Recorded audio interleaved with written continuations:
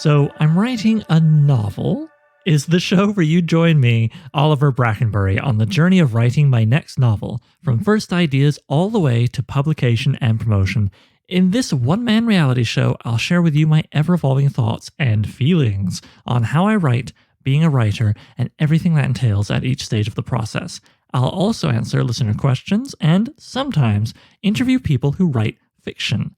If you're the kind of person who likes to learn how things are made and get to know the people making them, then this is the show for you. Last time, I took you through the outlining of the first new story for the short story cycle novel I'm writing, still untitled Sword and Sorcery novel, it's called. That story was named The Woman Who Floated Through Time, and in it, the protagonist, Vo, basically floated onto the mainland of the world at large, beyond the island where she came from, and had her first little kind of adventure. We're going to go into the story that follows right after that in chronology, but not immediately in sense of linear time. I'll get to that in a minute. It is called Monstrously Slow. That is a title that will likely change. I am somewhat nervous about calling a theoretically fast-moving, exciting sword and sorcery story monstrously slow, in much the same way as if I had written like a Keanu Reeves action movie vehicle called 30-Minute Monologue About Drywall. Naming a story you've written something like monstrously slow also feels like a great layup for anybody writing a critique of your story, as if I had written that same Keanu Reeves action movie but titled it Third Act Problems, or Leaving the Theater Because I Got So Bored. So why on earth is the holding title, potentially actual final title, of this short story monstrously slow? Well, it's part of a quote from the chapter of the book that made me want to write this particular story. The book is called simply The Fall of Rome, by an underappreciated speculative fiction author named R.A. Lafferty. It was published in 1971 by Doubleday, and it was recommended to me by Lorna Toulis, the marvelous previous head of the Merrill Collection in Toronto, the speculative fiction archive I've mentioned many times and love so much, in 2016. I read it that year, and thank you, Goodreads, for keeping records of things for me. I read it again in 2017, not including rereading it yet again far more recently to just sort of quickly review key parts for my story. There is a lot I love about this telling of a very old story that has been told so many times and will be told so many more times, I'm sure. First of all, I am charmed by R.A. Lafferty's voice in which he writes this story, a little bit of which I will share with you today, and depending on how I'm feeling, maybe I'll share even more of it after the credits as a little bonus. And I also really love how he just frequently owns in the narrative. He practically turns to the camera and is like, I'm a little stinker, I'm a fabulist, I'm weaving myth and fable out of bits of history and filling in big chunks with what I felt like. And in that sense, he's like many historians over history and the recording of it, going all the way back to good old Herodotus, and I'm sure even earlier. But unlike many more self-serious souls who have done this kind of thing, he, as I said, owns it, and owns it repeatedly, which I appreciate. And boy, does he make the fall of Rome, particularly the parts about the Gothic boy king, Alaric, and his siblings, read like an amazing fantasy novel, mostly minus the magic and demons and whatnot. It is a massively entertaining story that I couldn't recommend more strongly. The book is currently out of print to the best of my knowledge, but I was able to find a somewhat raggedy secondhand copy online pretty easily. And if anybody has a near mint copy they want to hook me up with, I would love you forever. But yeah, just don't cite it in your term paper or anything because, like I say, he is a fabulist, he is admitting it, there is a lot of stuff just made up, and I knew that when reading because he tells you, but boy did it become super clear to me just how much was being fiddled when this year I read a book called Alaric the Goth, An Outsider's History of the Fall of Rome by Douglas Boyne, which made it very clear just how massive the gaps in our knowledge are about, what we really truly know about Alaric the Goth and his life. Whereas R.A. Lafferty's like, yeah, here's his whole family. I know everything about them and their family relationships. Here's some private moments that they had. Like, how would he know these things, right? So perhaps you can already see how I'm getting from this to sword and sorcery, which has been described by others, and I've quoted them saying it is historical fiction with a twist. And boy, is this historical fiction, this book. And the chapter that I particularly love and absolutely made me think of sword and sorcery, although there were others as well, is chapter 8, the evocatively titled As Good a Graveyard as Any. It tells the story of a great battle in the year 394 AD, roughly 16 years before the fall of Rome, between the forces of the Christian emperor, Theodosius, and his general, Stilicho, warring through a great canyon against a polytheistic and therefore pagan army led by a Frankish count named Arbogast, who was, roughly, to the Emperor Eugenius, this is when you had multiple emperors of Rome too, as Stilicho was to Theodosius. It was a civil war for the fate of the empire, and Lafferty argues the fate of Christianity, therefore the long-term fate of all of Europe, given how much Christianity would go on to shape it in the Middle Ages and beyond. Arbogast had cleverly dictated the terms of battle by making Stilicho have no choice but to have Theodosius's forces come to him, and come to him through that great canyon I mentioned. Thus, Arbogast's forces not only met them face to face in the canyon, they sat up high on either side, happily pelting Stilicho's men with all kinds of arrows and other objects you wouldn't want placed inside your body. Being a history book, it's told from an omniscient perspective that leaps all over the place. However, it focuses mostly on a pairing who will dominate the rest of the book.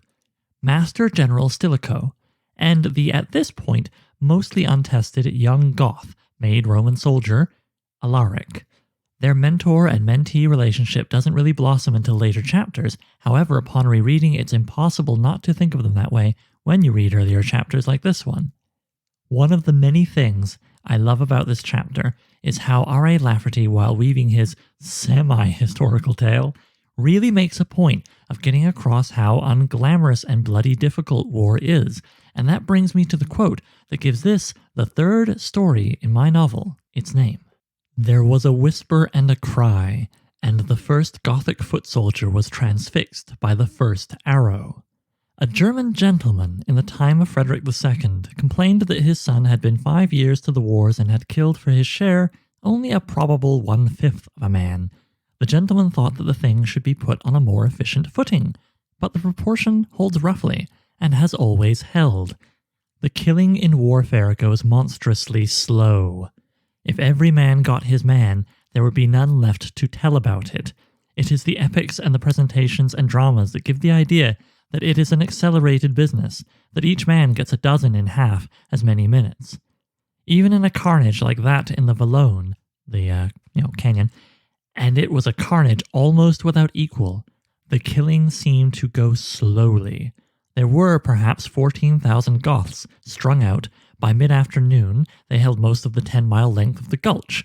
They were subject to shot of arrow and catapult and Frankish spear and rocks from above, and they were opposed by a series of barricades which they had to take one by one for 10 miles. The further they advanced, the more they were exposed, for both heights were held by their enemy, who shot down vertically on them from 200 feet. There was no question of their finding cover at all. Even the cover of overhanging rocks could be penetrated from the opposite side.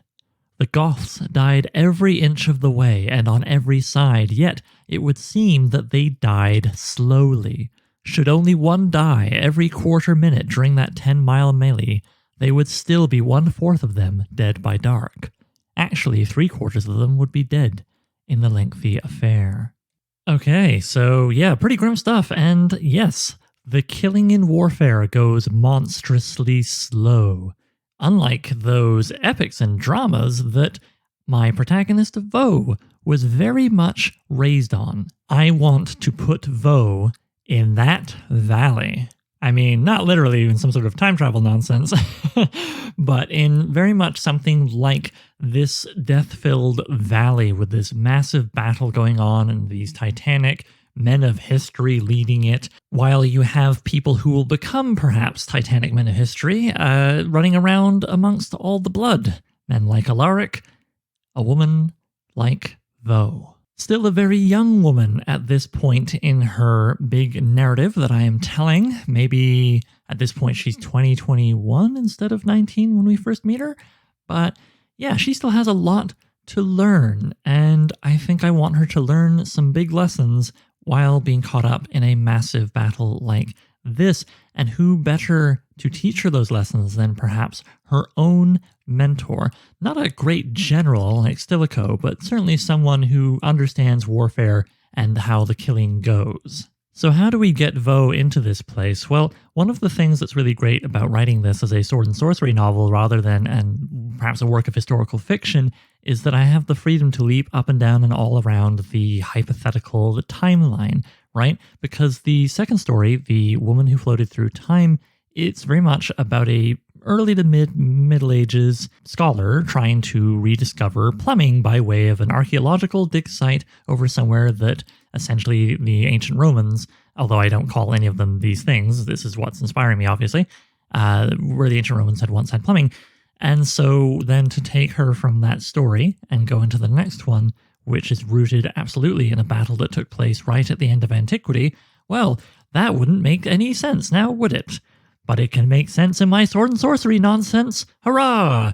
I can really see why R.A. Lafferty enjoyed taking liberties. It sure is freeing. So okay, that takes care of time. What about space? Because you see, in my mind, there's always this rough map of our world that I'm moving Vo around, even though it doesn't make a lot of sense if you think about it too hard. Like, the very first story in my head took place roughly in the Shetland Islands, all the way up at the top of the UK. The second story in my mind took place roughly somewhere in northern France, which Vo floating along in her little wee boat would be unlikely to reach if she had never stopped anywhere else along the way.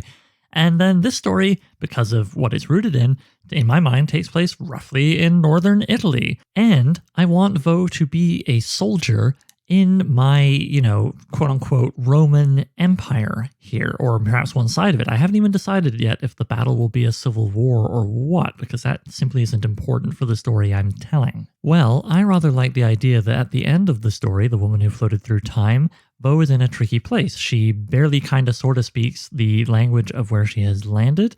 She has no money, or not very much, and she doesn't really know the world at large, and she doesn't actually really know how to fight. She knows how to brawl, and she has a real knack for it, but she hasn't actually learned like proper fighting skills from anybody.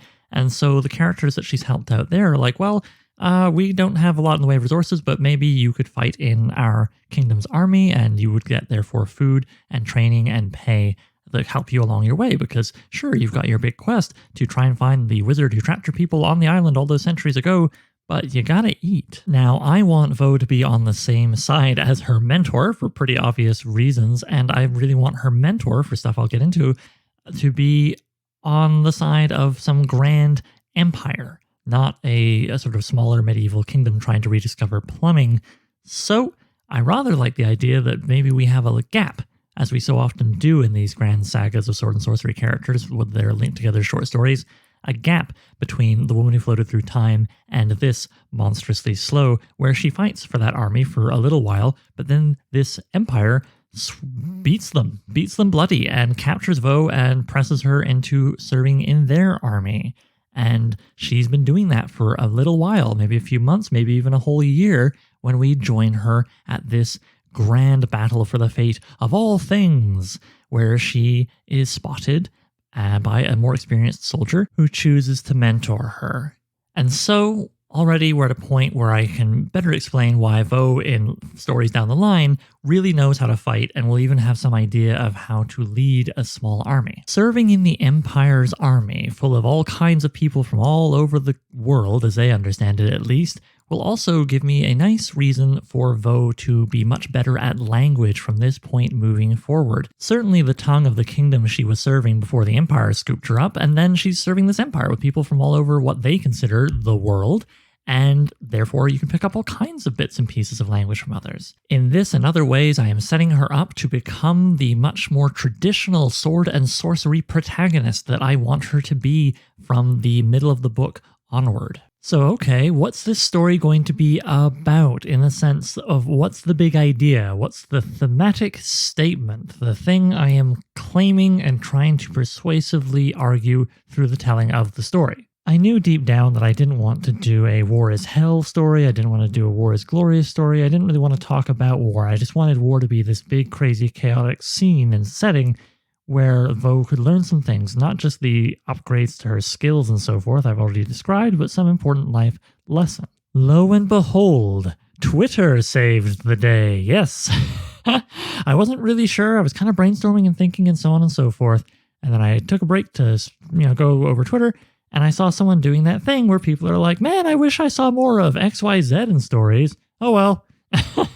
And bless them, someone said, yeah, why don't we see more stories, more fantasy stories in particular, which discuss the idea that warriors deserve love and care too, even though they are big, tough folk who fight and punch and so forth. They deserve love and care. Warriors deserve love and care too. 2 words in that really stuck in my head. The first was love. Thinking about how young Vo is, how inexperienced of the world, and how her head is full of big romantic stories, not just in the sense of, romance between 2 people, but just a broadly speaking romantic notion of the world and how it works and all that stuff. I felt like if she had a mentor who was male, Vo being straight, that she would be very likely to think that his interest in mentoring her has to come from a romantic place. And I like the idea of one of the things that she learns in this story is that no, it doesn't, and that platonic love can happen between people of the opposite sex who are heterosexual. The other word from that simple sentence was deserve. I've been thinking a lot about the word deserve, and in fact, am taking something I want to play with that idea for a test drive in a short story that, as of this recording, I'm almost finished the first draft of. Maybe I'll talk about it in an episode of this at some point. Point being, deserve and what I want to do with it as a concept helped me see the point of view character, which I felt should be Vo's mentor, a lot more clearly. I figure if this is a career army man, then he would be very big on the idea of deserving. It's very important to him that you earn things, right? If you deserve something, it's because you've earned it, because you have fought well, because you have followed orders, because you have made great achievements on the battlefield and off, right? And yet, there is this Ursula K Le Guin quote from her excellent novel, The Dispossessed, which I will read as follows. This is a character in a kind of big scene near the end, but it's not spoilery, who is making his thoughts known on the concept of deserving. The character says this: "For each of us deserve everything, every luxury that was ever piled in the tombs of the dead kings, and we each of us deserve nothing, not a mouthful of bread in hunger. Have we not eaten while another starved? Will you punish us for that? Will you punish us for that? Will you reward us for the virtue of starving while others do not? No man earns punishment. No man earns reward. Free your mind of the idea of deserving, the idea of earning, and you will begin to be able to think." Not a bad quote, huh? Yeah, I like that. I like the idea that deserving is essentially a fake idea, and if you get too hung up on who deserves what, it's kind of a thought prison that will make you very unhappy. And so, I am thinking maybe our mentor can teach Vo something beyond, skills. He can teach her that, warriors deserve love and care too, which is essentially a way of unteaching toxic masculinity, which I think even a woman can fall prey to, particularly Vo, who is, all warriored up over here with her ideas about how to solve problems at this point in her life. And Vo could maybe then build on that lesson and ultimately by the end turn it around and teach her mentor that everybody deserves love and care, essentially, or really the deserving period is a fake idea and you should just love and care for people, never mind deserving. So that really feels good to me. I love the idea of our hero learning something and then building on it, turning around and teaching our protagonist for this story, right? The mentor, something on top of that. Excellent. Ooh, that feels good. All right, let's keep going. So, okay, the fall of Rome and this chapter within it gives me like a lattice work for the battle itself, a basic shape, as well as many neat details, maybe even some sayings I can play with and rip off. I don't know, I haven't decided yet. It is technically history, right? We know Vo will be a frontline fighter wielding her warhammer, probably among the heavy mace men who are usually assigned to break the spears of opposing soldiers that are being used by cavalry or footmen or whatever. Perhaps clearing a path for the cavalry of the Empire, whom spearmen cause so much trouble for. Logically, her mentor would then be a mace wielder, not much older than her, I don't think, but perhaps he's been in the army in some capacity since he was a boy, fetching arrows for archers, or some other menial support role. So he's a mentor to her. Why do people like to mentor? It helps them feel less lost in the world, I think, reassures them they know something of value and therefore they themselves are of value, are deserving. It allows them to pay it forward as thanks to their mentor or mentors from the past, and it can help older mentors feel younger or at least still in touch by having regular contact with a younger mentee. And I suppose teaching others helps keep the same life lessons fresh in their mind. I mean, there's nothing for learning like teaching, right? Also, it just straight up feels good. Well, those are the broad reasons that people mentor, but why would our mentor figure want to mentor Vo? What makes her stand out? Well, as ever, I mean, she has her big warhammer that she made and has with her a distinctive strange weapon. She has her size, big and brawny, will make you stand out in any army. And her unusual way of speaking. I mean, she's going to have a funky accent or something, even if her language skills have improved by this point. This would perhaps make our point of view mentor guy notice her, but what might she do that would make him have to mentor her? Is it that she'd look lonely, or would her talk of a grand quest, so Vo made a vow to get a wizard, intrigue him? Sure, but that's still mostly novelty with even a little pity. I don't really like that. What could she do to prove her worth within this guy's, value system of earning and deserving? I thought about it and I remembered something from my own life, the kind of story from so early in one's life that you sort of remember it, but really what you remember is your parents telling you about it a few times. And this is a story of little 4-year-old, maybe 5-year-old Oliver, just learning to skate. What a good Canadian. And I was on the rink and I was sort of far down the rink from my mum, who was not a confident skater. She would just hang on to the side of the rink. And she was therefore not close enough to interfere with something kind of wretched that started happening, which is where this complete jerk, I'm trying not to curse too much on this podcast, but let me tell you, if this was you and me sitting in a bar, I'd use some other words to describe him. This complete jerk, a guy named Anton. He was a parent of another kid who was charging around on the thing. And he was just a bit of a sadist.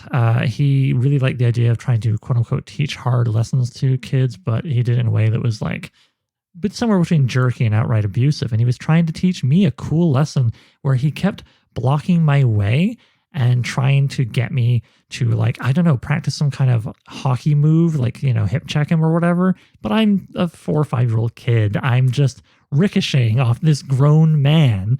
And most kids, so the story is told to me, probably would have gotten fed up with him, cried, gone to their parent or whatever. Now, I'm not saying I was a brave person or a smart person. My whole point is that I was neither. What I was incredibly stubborn and angry. And I just kept coming at him. It didn't matter how many times I was just bouncing off this jerk's knees. I just couldn't get over how much he was angering me, and the thought of just skating away never even seemed to occur to me until finally my mom came over and interfered, at which point the guy was like, I actually kind of respect your kid because he never stopped ricocheting off of me. He's a man. Yeah, anyway, you can tell how I feel about this looking back. And it's a story that's stuck in my head. I think about it sometimes in life when I'm like, am I bad at realizing when I should maybe move around or walk away from something? Am I just ricocheting off of Anton's goddamn knees again? And so where does this play in with Vo? Well, I'm thinking maybe Vo kind of needs to learn to be a little more than someone who just batters themselves against the problem, trying to brute force right through it. So maybe we have a scene back at the soldiers' camp taking place in a lull between big pushes of the battle, where Vo is wrestling with a fellow soldier, a guy even bigger than her, or maybe just super stocky with like a low center of gravity, and she is just bouncing off of him over and over. And our point of view guy, he watches and he admires her persistence, thinks that the stocky guy is a kind of a dick for not just ending the match, and addresses this by telling Vo a wrestling move to undo the stocky guy, a way to kind of get him on his back or whatever. Then she goes over to the mentor guy, they get chatting, and the relationship is off to the races. Okay, so what are the arcs for POV mentor guy and Vo? What is the story here to say? Well, I've already talked about the deserving thing, so I think I'll just quickly say Vo is learning that just because you're, hard doesn't mean you don't deserve love and caring. Basically, she's unlearning toxic masculinity and maybe even trying to lose the first chunks, because she'll hold on to this a bit longer, but the whole chosen one narrative, which I personally am not very fond of, maybe this could be the beginning of her unlearning that as well. Cool. Meanwhile, the mentor, who is our protagonist for this story, let's say maybe he's self-conscious for his age and lack of an even higher rank. Maybe he's like, actually, I said earlier he's not much older than Vo, but maybe let's make him even older still. Let's make, with her being 2021, let's make him like 38 or something. And so at this point in the army, he would perhaps be self-conscious for his age and not being a higher rank man than what he is, which let's say is kind of a squad leader. He thinks only his experience and capabilities validate his existence.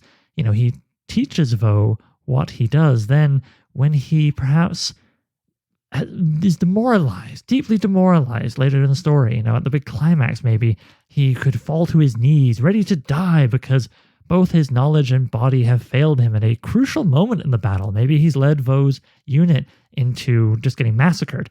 And then Vo could choose that moment to build on his lesson about warriors deserving love and caring by saving him and then telling him that all people have value. Her empathy comes through and she builds on his lesson and says all people have value.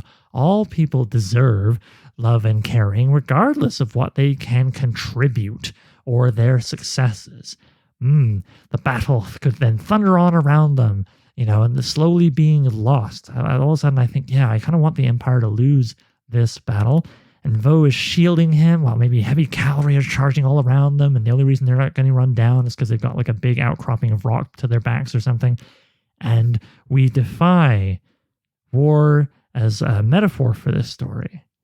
And by not making it really about war at all, but about how we all deserve value. And the chaos of war is just a place to tell that lesson. Yeah. And the teacher wanting validation from the student coming around, that feels right. By the way, it was at this point, looking at the dates in my journal, I actually had taken quite a long time between working on this story. The wrestling scene and her and the mentor connecting there, that came to mind August 21st, 2020. And then a whole bunch of life happened, and I did work on other parts of the novel as well. Took a lot of study notes from various talks I attended. And in May 12th, 2021, so that's August 2020 to May 12th of this year, I just was not working on Monstrously Slow, and then I came back to it with all this stuff I just said about the mentor being self-conscious for his age and lack of high rank, etc. Keep good notes, because you will sometimes have to take breaks that long. And the better your notes, the better you'll be able to just reread them and kind of re-download the whole thing into your brain. Yeah. Anyway, so May 12th, 2021, I have figured out what I've just described to you, and I'm at that point. I mentioned this with the woman who floated through time. At some point, all the brainstorming and theming and character arcing comes together enough in my head that I think, okay, cool, this is feeling pretty solid now. Let's nail down sort of the basics of storytelling as I feel comfortable doing so. The perspective, third person limited, looking over the shoulder of the mentor figure, perhaps with a little bit of omniscient stuff, maybe an omniscient paragraph at the beginning to be the big wide camera shot of the Grand Canyon or whatever where this battle is happening and describe a bit of the stakes and the big people before we zoom in on the ground level sword and sorcery perspective kind of thing with the little people. tense, past, sure. And then the focus is going to be on like mentorship, what people are worthy of attention or care, proving yourself, war, making sense of life, sure. My theme, warriors deserve love and care. My thematic statement, which is essentially that we can lose it through our actions, but we don't have to earn our humanity with deeds or raw ability or any of that. Deserving is a fake idea, right? Like Ursula K Le Guin's character in The Dispossessed says. And then we have the basic trajectory of the story of our teacher taking in his student, Vo, and vice versa, eventually by the end, them flipping around to her teaching him something.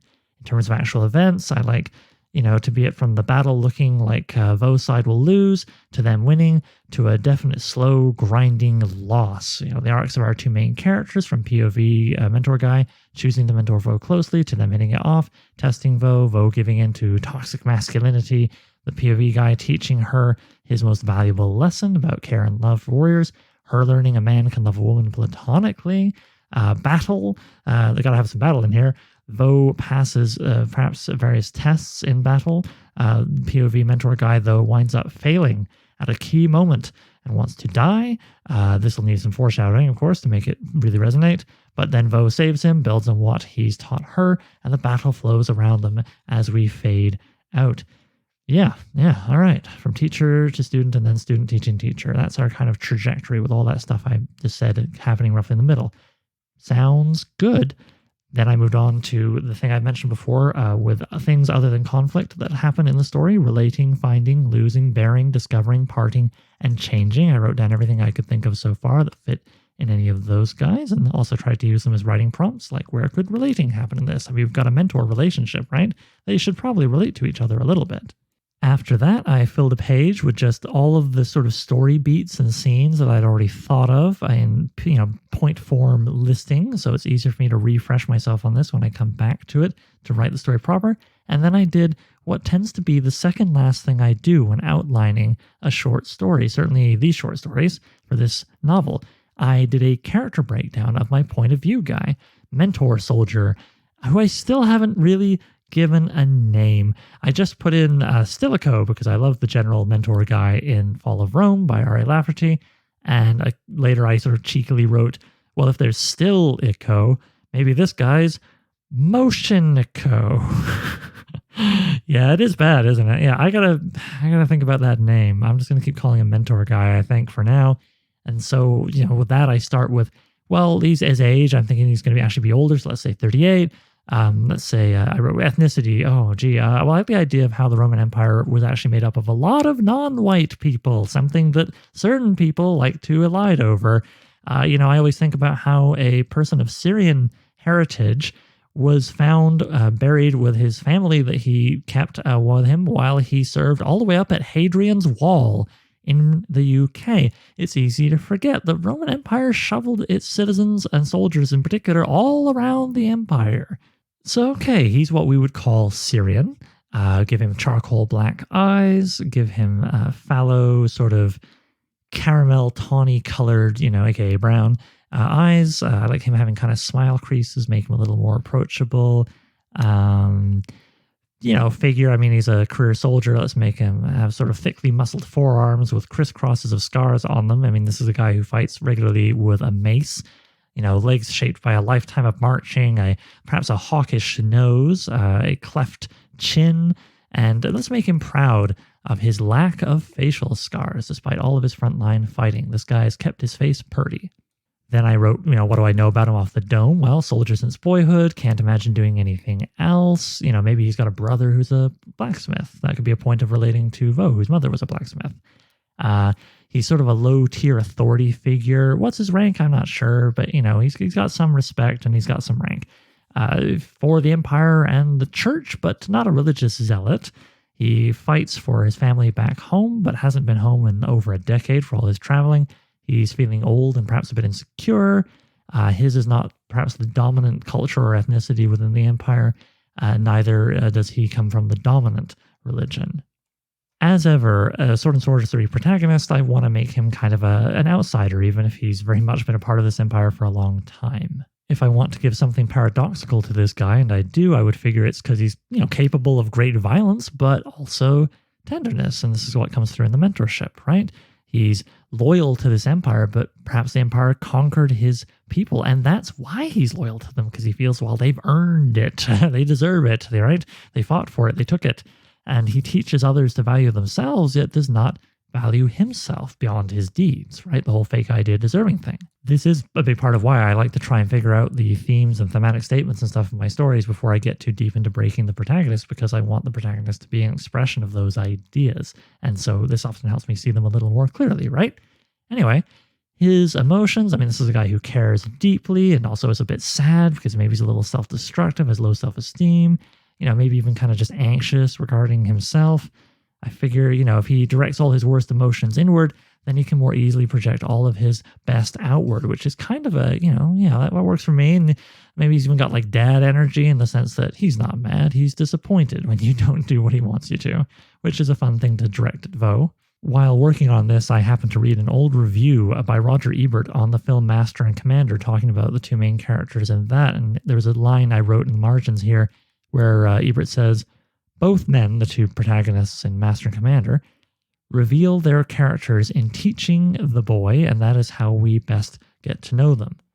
I made that note, of course, because that's how I want you to get to know this guy, not through exposition dumps or whatever, but through his relationship to Vo. Just a little reminder to myself. What are the attitudes this guy carries through life? Well, I figure this is a guy who would appreciate how this empire that draws people from all over its many conquered territories allows them to fight and work their way up in its army, right?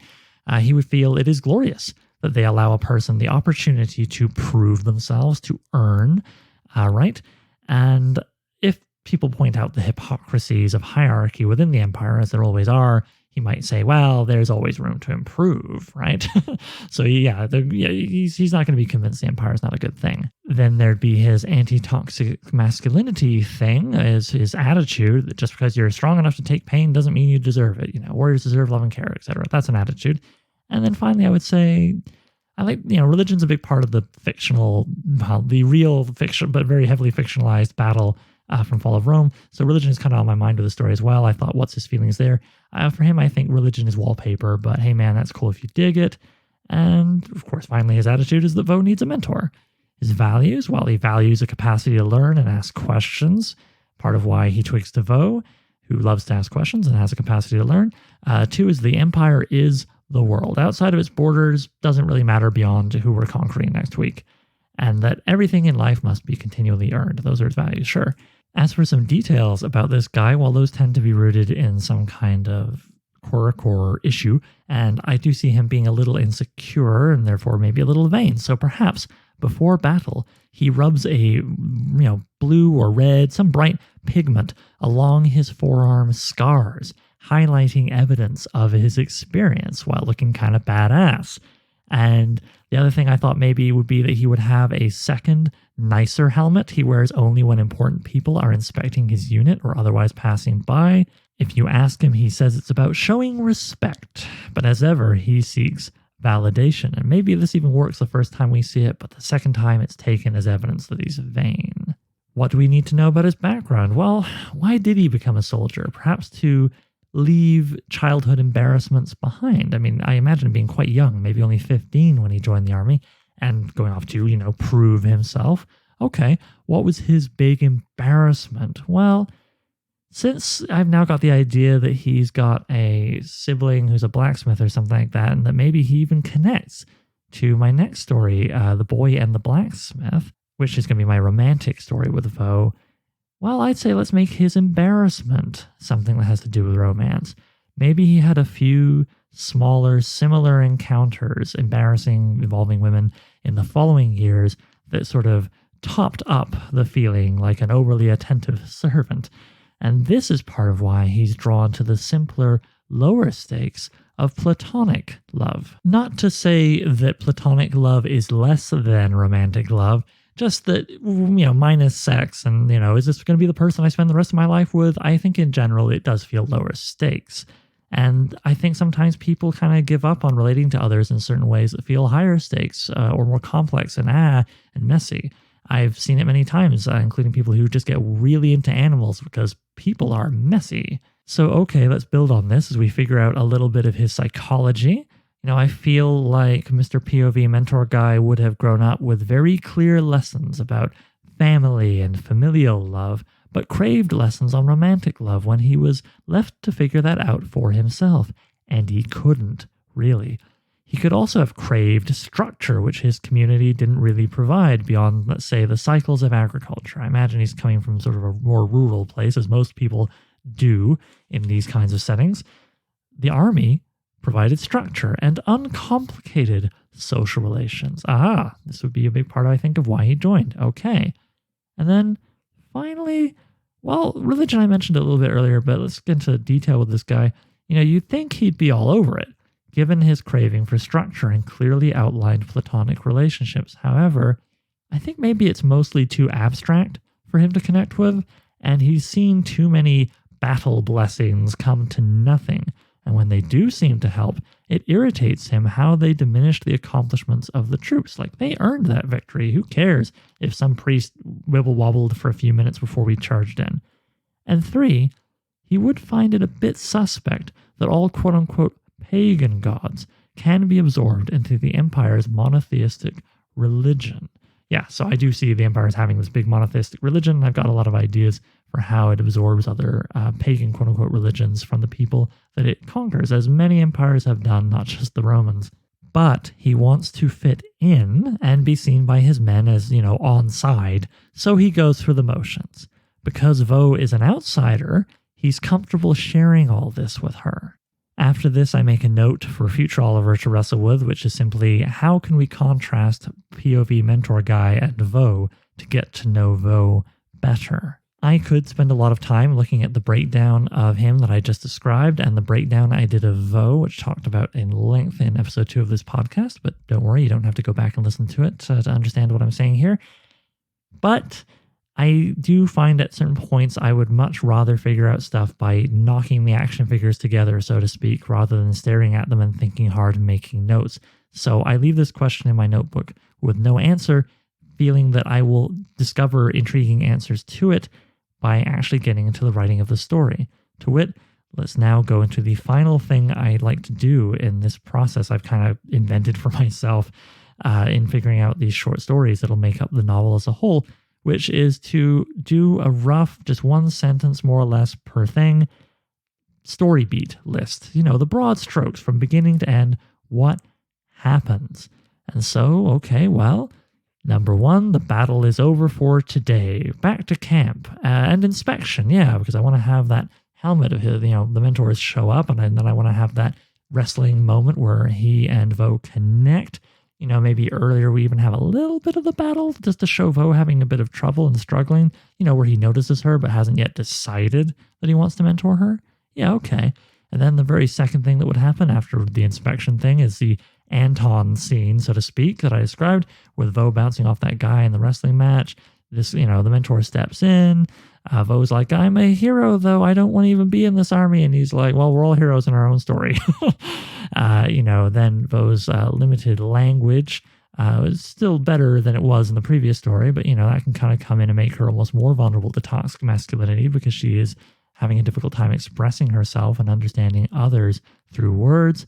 But then our mentor instructs her in discipline and gives her sort of a more healthy relationship to the kind of warrior culture that they're swimming through and his whole philosophy about love and care and warriors, right? And then I need a middle bit. I know the ending a lot better, though, so I skipped down 3 lines, and I'm like, yes, that was 1 through 4. 9. Vo assumes the mentor's interest is something romantic, and he clarifies, and she kind of learns about that, and then the next day happens. The helmet is there again to make him look vain this time around. A priest gives a speech before they go into battle. Stuff happens, battle. Vo shows she's learned some lessons. She's fighting better than she did the previous day, working better with her fellow people in the unit, even the stocky guy she was wrestling with, perhaps. And then it all comes up to our mentor having a big moment. He has been given orders to break a line of cavalry with spears and what have you with his, soldiers and their maces.